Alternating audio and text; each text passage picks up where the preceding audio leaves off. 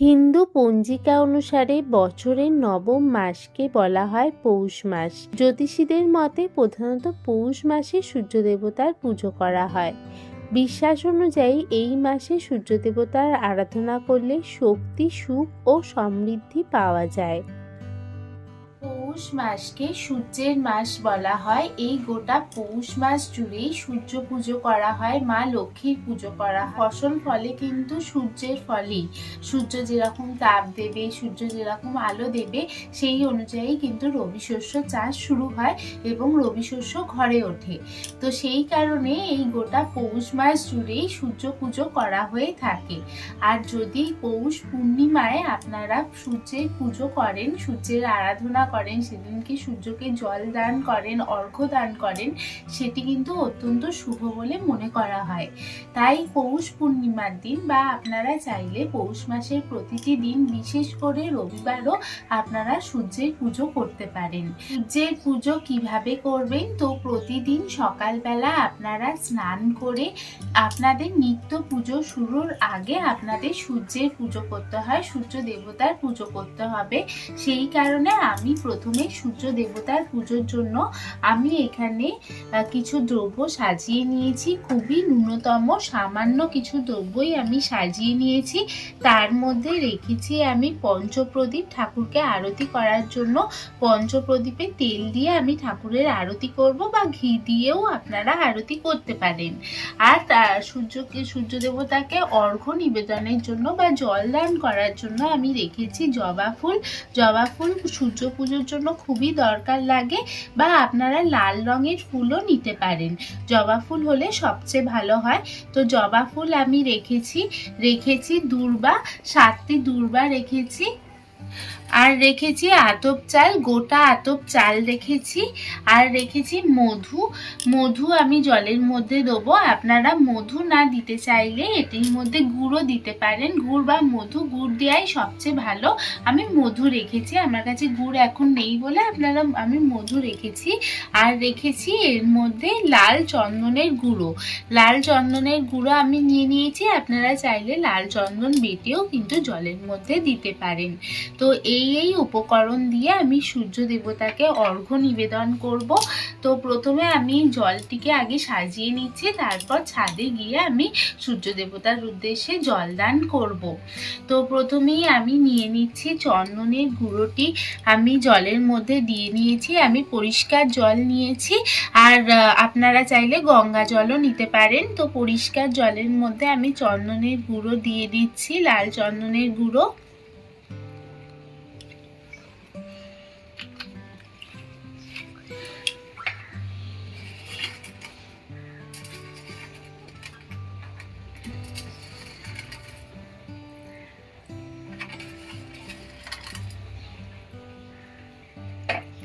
দিচ্ছি মধু,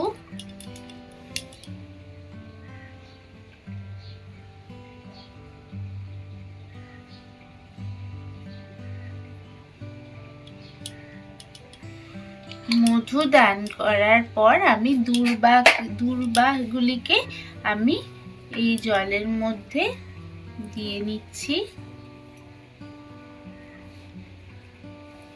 আর জবা ফুলগুলিকেও জলের মধ্যে দিয়ে নিলাম।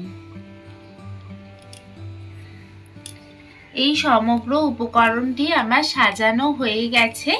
এরপর আমি আরতি করবার জন্য আমি তিলের তেল নিয়ে নিয়েছি। যেহেতু ঘি এখন শীতকালের দিনে ঘি খুব জমে যাচ্ছে, সেই কারণে আমি তিলের তেল দিয়ে আমি সূর্য দেবতাকে আরতি করে নেব। তো আরতি করার জন্য আমি তিলের তেল নিয়ে নিচ্ছি। তিলের তেল দিয়ে আমি জ্বালাবো প্রদীপটি।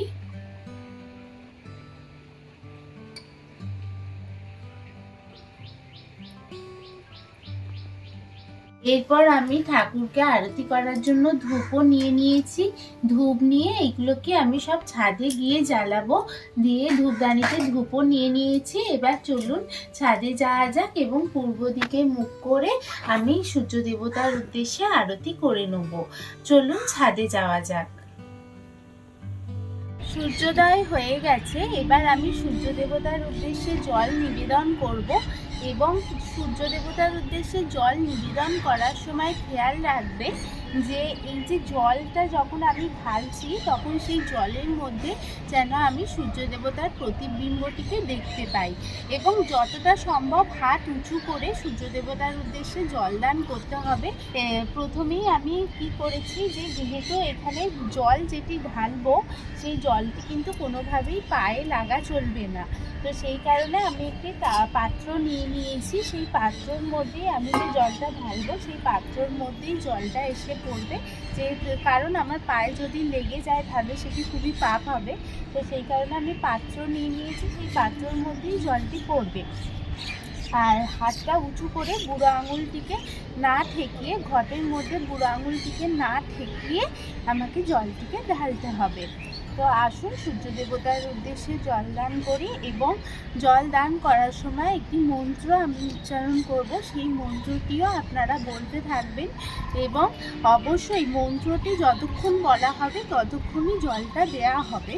তো সেইভাবেই আপনারা মন্ত্রটি জলটা দান করবেন, একেবারে পুরোটা দান না করে আস্তে আস্তে মন্ত্রটি উচ্চারণ করার সাথে সাথে জলটি যদি দান করেন তাহলে সেটি সবচেয়ে ভালো হয়। তো আসুন ঠাকুরের উদ্দেশ্যে জল নিবেদন করি। ওম নমো বিবস্বতে ব্রাহ্মণে ভাস্বতে বিষ্ণু তেজসে জগৎ সবিত্রে শুচয়ে সবিত্রে কর্মদায়িনে ইদম অর্ঘ্যং ওং নমো সূর্যায় নমো।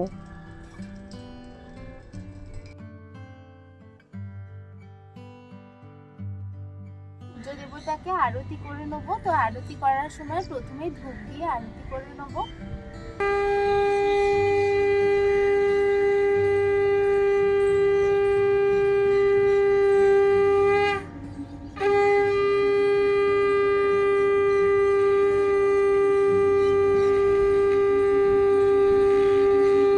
ধূপ দিয়ে 7 বার ঘুরিয়ে আমি সূর্য দেবতাকে আরতি করে নিলাম। এরপর ধূপ দিয়ে আরতি করার পর আমি পঞ্চপ্রদীপ দিয়ে ঠাকুরের আরতি করে নেব। তো আসুন পঞ্চপ্রদীপ দিয়ে আমি সূর্য দেবতার আরতি করে নিই।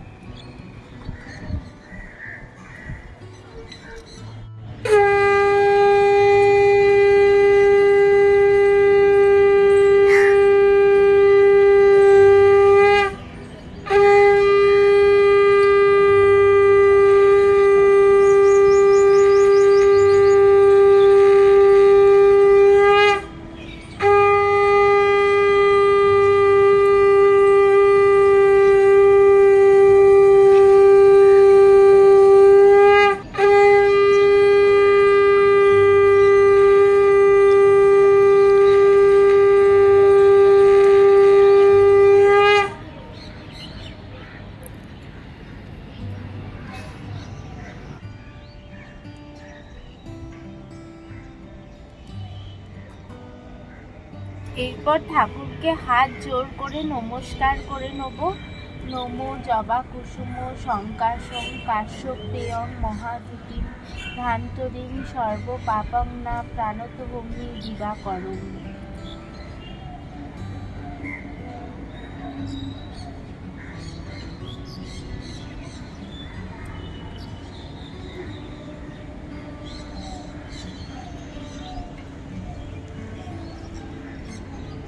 এইভাবে সকলের মঙ্গল কামনা চেয়ে ঠাকুরকে নমস্কার করে নেবেন, ঠাকুরকে প্রণাম করবেন, মন দিয়ে ভক্তি করে ঠাকুরের প্রণাম করবেন। সূর্য দেবতার জন্যই কিন্তু আমাদের এই সভ্যতা, এই পৃথিবী সব কিছুই সূর্য দেবতার ওপরই নির্ভর করে রয়েছে। আমরা সূর্য দেবতার জন্যই বেঁচে রয়েছি। তো সকল সময় ঠাকুরকে এই বলে ধন্যবাদ জানানো উচিত যে ঠাকুর আমাদের বাঁচিয়ে রেখেছেন, আমাদের ভালো রেখেছেন, এই বলে ঠাকুরকে সকল সময় ধন্যবাদ জানানো উচিত। তো আমার এই ভিডিও কেমন লাগলো তা অবশ্যই জানাবেন, কোনো ভুল ত্রুটি হলে ক্ষমা করে দেবেন।